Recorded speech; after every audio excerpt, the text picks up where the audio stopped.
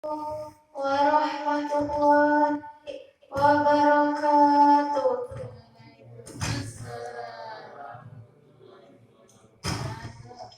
Bismillahirrahmanirrahim.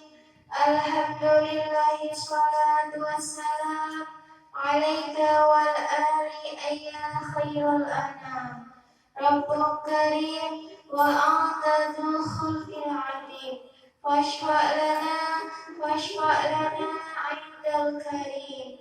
Ya ayyuhal ghaus salamullah alaika rabbi bi'idnillah. Wanzur ilayya sayyidi binadra muwasilati lil hadratil aliyah. Amma ba'd.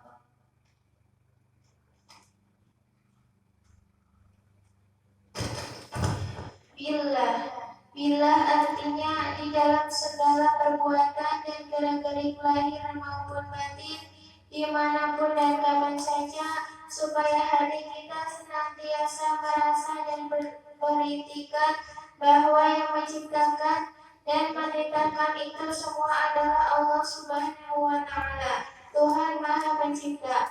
Jangan sekali-sekali mengaku atau merasa mempunyai kekuatan dan kemampuan sendiri tanpa dititahkan oleh Allah Subhanahu wa Ta'ala.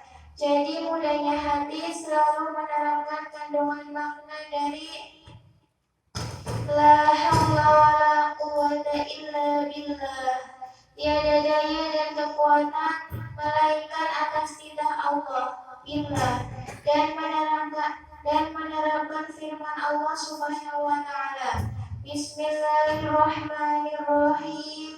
Wallahu khalaqakum wa ma ta'malun. Dan Allah lah yang menciptakan kamu sekalian dan apa saja yang kamu sekalian berbuat. Al-Quran Surat As-Saffat ayat 96. Dan dalam Surat At-Takwir ayat 29. Bismillahirrahmanirrahim. Wa ma tasha'una illa an yasha'allahu rabbul alamin. Dan kamu sekalian tidak dapat menghendaki, tidak dapat berkehendak menempuh jalan yang lurus, melainkan apabila dikehendaki Allah, Tuhan semesta alam.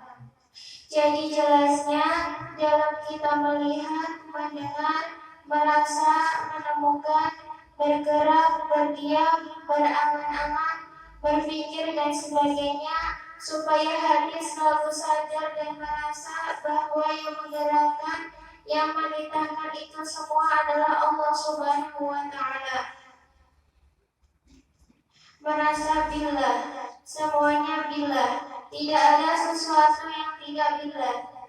Ini harus kita rasa di dalam hati. Tidak cukup hanya pengertian dan keyakinan dalam otak.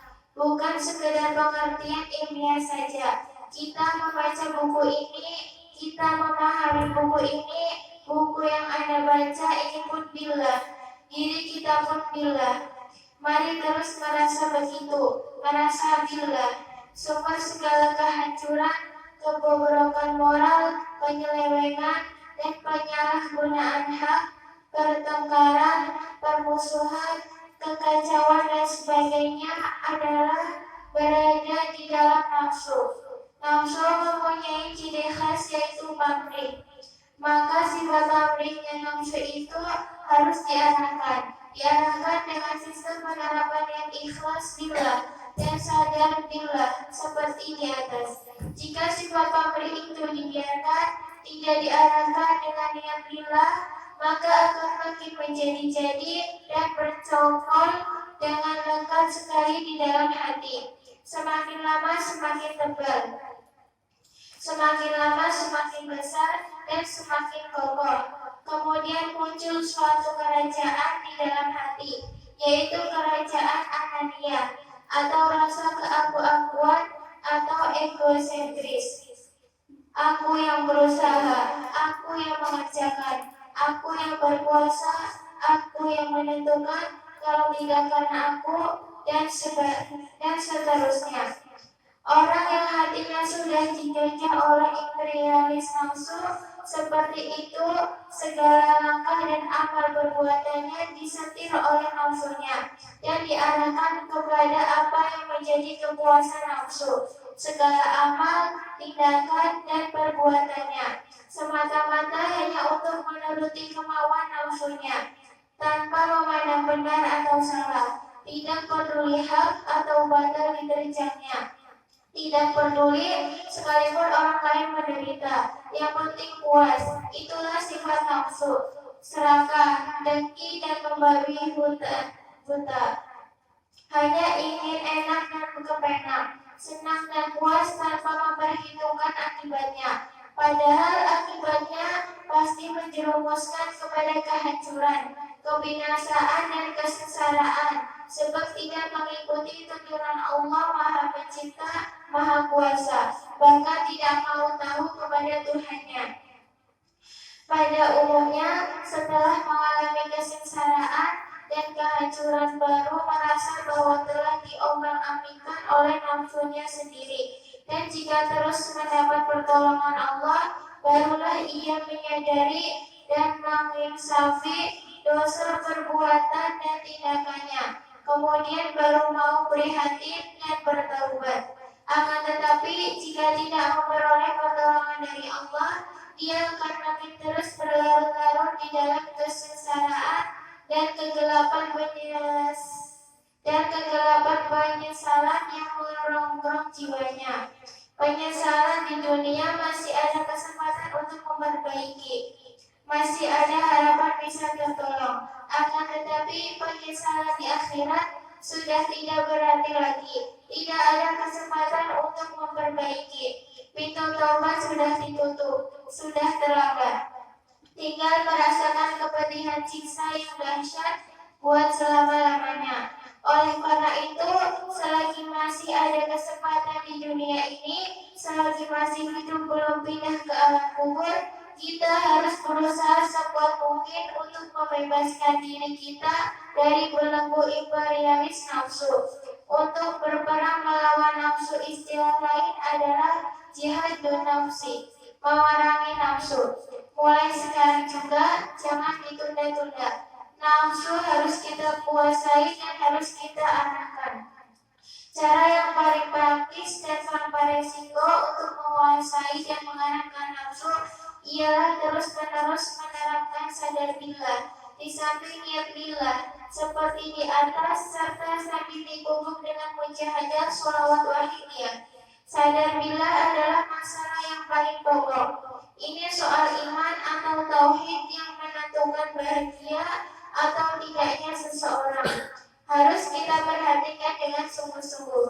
Jihadun nafsi adalah perang besar-besaran yang tidak mudah, mungkin kalah dan mungkin menang. Sekalipun bagaimana beratnya jihadun nafsi ini bagi setiap orang yang menginginkan keselamatan dan kebahagiaan dunia dan akhirat, harus melakukannya. Kalau tidak berbuat berarti kalah. Kalau kalah dan dikuasai oleh imperialis nafsunya, akan menjadi budaknya. Maju mungkin tatu, akan tetapi mundur jauh lebih hancur, dan mandek atau kejirat atau terjerat.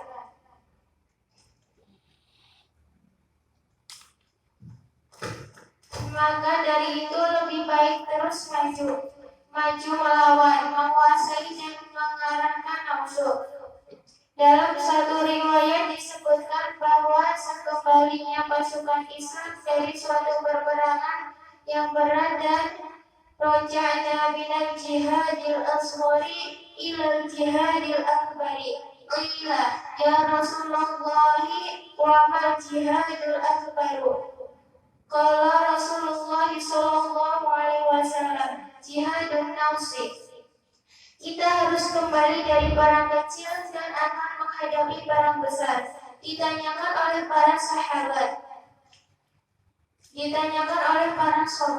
ya Rasulullah, perang besar yang mana lagi? Menjawab Rasulullah Shallallahu Alaihi Wasallam, jihadun nafsi, memerangi nafsu.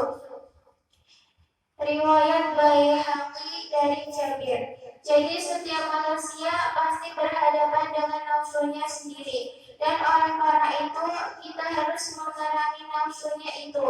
Nafsu harus dikuasai dan diarahkan oleh manusia. Jangan sebaliknya, manusia yang dikuasai dan dikendalikan oleh nafsu. Di antara cara yang paling praktis untuk menguasai dan mengarahkan nafsu itu ialah dengan A. Melatih hati dengan berniat atau ikhlas lillah dan sadar billah, dan bersungguh-sungguh di dalam pelaksanaan mujahadah, berdebe-debe memohon ampunan, perlindungan dan petunjuk kepada Allah Subhanahu wa Ta'ala. Asalkan bersungguh-sungguh, pasti diberi petunjuk dan pertolongan oleh Allah Subhanahu wa Ta'ala, sebagaimana firman-Nya, Bismillahirrahmanirrahim. Walladzina jahadu fina lanahdiyannahum subulana. Artinya kurang lebih, dan orang-orang yang berjihad bersungguh-sungguh dalam menuju kepada kami, pasti kami tunjukkan kepada mereka jalan-jalan kami. Al-Quran Surat Al-Ankabut ayat 69. Wassalamualaikum warahmatullahi wabarakatuh.